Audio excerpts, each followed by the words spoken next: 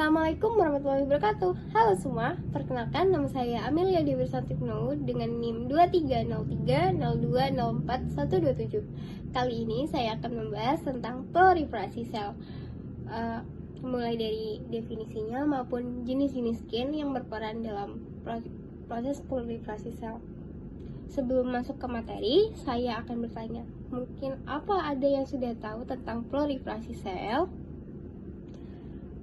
Mungkin beberapa dari kalian sudah tahu ya, proliferasi sel itu sendiri, tapi dengan istilah yang berbeda. Kali ini kita akan bahas itu semua. Oke, proliferasi sel. Apa yang dimaksud dengan proliferasi sel? Proliferasi sel adalah pertambahan jumlah sel yang diakibatkan karena pertumbuhan dan juga perkembangan dari sel itu sendiri. Assalamualaikum warahmatullahi wabarakatuh. Halo semua, perkenalkan nama saya Amelia Dewi Santikno dengan NIM 230302041127. Kali ini saya akan membahas tentang proliferasi sel, mulai dari definisinya maupun jenis-jenis gen yang berperan dalam proses proliferasi sel. Sebelum masuk ke materi, saya akan bertanya, mungkin apa ada yang sudah tahu tentang proliferasi sel? Mungkin beberapa dari kalian sudah tahu ya, proliferasi sel itu sendiri, tapi dengan istilah yang berbeda. Kali ini kita akan bahas itu semua. Oke, proliferasi sel. Apa yang dimaksud dengan proliferasi sel? Proliferasi sel adalah pertambahan jumlah sel yang diakibatkan karena pertumbuhan dan juga perkembangan dari sel itu sendiri. Proses ini terjadi ketika sel itu tumbuh dan juga membelah diri menghasilkan sel anakan yang baru. Nah, proses proliferasi sel ini penting sekali bagi beberapa peristiwa berikut, seperti perkembangan embrio, pembentukan organ, pembentukan gamet, pembentukan jaringan, dan juga homeostasis.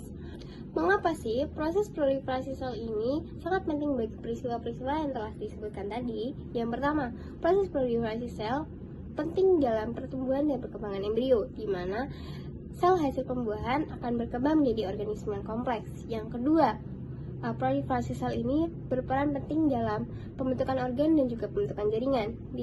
Contohnya, ketika kalian terluka, akan ada sel-sel yang rusak akibat luka tersebut karena gesekan ataupun sebagainya. Nah, sel-sel yang rusak tadi akan digantikan oleh sel anakan yang baru, sel baru yang dihasilkan dari proses proliferasi sel. Yang ketiga, proses proliferasi sel berperan penting dalam menjaga homeostasis. Apa sih homeostasis itu? Homeostasis adalah keadaan di mana kondisi internal tubuh itu stabil sehingga organ dan jaringan dapat berfungsi dengan baik. Nah, ketika proliferasi itu akan menjaga homeostasis, berarti kondisi proliferasi sel itu tersebut normal dan juga terkendali. Mari kita lihat poin ketiga, di mana proliferasi akan dikatakan normal apabila jumlah sel yang dihasilkan atau jumlah sel baru sama dengan jumlah sel yang mati. Nah, keadaan tersebut artinya tubuh kita dalam kondisi seimbang, yang dimana proses proliferasi sel yang normal akan menjaga keadaan homeostasis tubuh.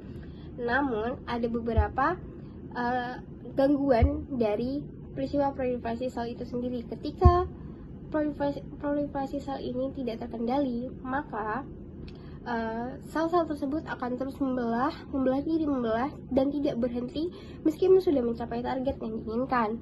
Nah, hal tersebut akan memicu gangguan-gangguan seperti tumbuhnya sel kanker ataupun tumor.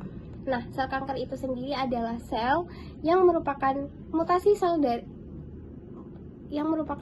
suatu mutasi dari sel normal yang selnya akan tidak bisa berhenti tumbuh. Jadi dia akan terus tumbuh, menghasilkan anakan baru. Jadi sehingga sel akan menjadi tidak seimbang, di mana sel yang dihasilkan akan lebih banyak daripada sel yang mati. Baik, mari kita lanjutkan ke pembahasan berikutnya, yaitu tentang jenis gen yang berperan penting dalam proses proliferasi sel. Terdapat dua jenis gen yang berperan penting dalam proses ini. Yang pertama adalah gen proto-onkogen dan yang kedua adalah gen tumor repressor gen atau gen penekan tumor. kedua jenis gen ini penting sekali dalam proses proliferasi sel agar proses ini berjalan dengan normal. Protoonkogen itu akan mempercepat pembelahan sel, di mana protoonkogen akan mengirim sinyal kepada sel untuk terus tumbuh, membelah, dan juga bertahan hidup ketika dibutuhkan. Nah, proses protoonkogen ini dimulai dari protoonkogen yang akan menghasilkan protein yang berupa faktor tumbuh atau growth factor yang akan dikirim ke dalam inti sel yang akan memicu terjadinya siklus sel. Ketika dirasa sel itu udah cukup, maka protoonkogen akan berhenti dengan sendirinya melakukan pembelahan. Yang kedua, ada gen penekan tumor atau tumor suppressor gene. Tumor suppressor gene memiliki fungsi utama yaitu menghambat pembelahan sel. Selain untuk menghambat pembelahan sel, tumor suppressor gene memiliki fungsi yang lain seperti menghentikan siklus sel dan juga memperbaiki struktur DNA sel yang rusak. Contoh dari tumor suppressor gene sendiri ada gen P53 dan juga gen RB atau retinoblastoma. Nah, ketika gen penekan tumor ini mengalami mutasi, maka sel-sel tidak akan dapat menghentikan pembelahan dan akan terus membelah. Nah, sel-sel yang mengalami mutasi akan menjadi sel kanker, bukan sel normal lagi. Mari kita lanjut ke slide berikutnya, yaitu tentang bagaimana protoonkogen dan gen penekan tumor atau tumor suppressor gene bekerja dalam proliferasi sel.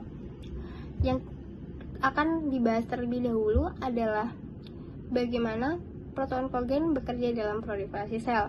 Protoonkogen bekerja dimulai dari growth factor seperti PDGF, EGF, FGF, dan juga IGF yang akan berikatan dengan reseptor dan menghasilkan sinyal intraseluler seperti SRC dan juga JAK. Sinyal-sinyal yang telah dihasilkan akan dikirimkan ke dalam inti sel dan mengaktifasi gen MYC.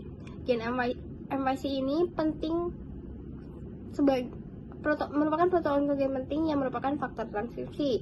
Faktor transkripsi akan mengatur ekspresi gen-gen lain yang dibutuhkan dalam proliferasi sel ini.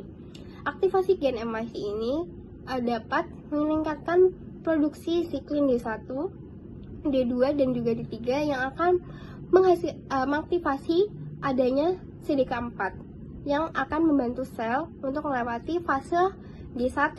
Dapat dilihat di gambar siklus sel yang sebelah kanan, itu dapat dilihat siklin D dengan aktivasi protein CDK4 yang dibutuhkan dalam fase G1. Yang kedua, itu ada yang tengah, itu aktivasi E2F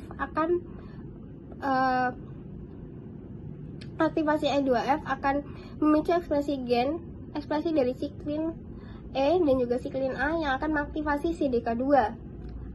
Aktivasi CDK2 ini dibutuhkan sel untuk melewati fase S. Dapat dilihat di gambar sebelah kanan. Selanjutnya ada aktivasi CDC25A yang akan mengaktifasi CDK2 juga yang akan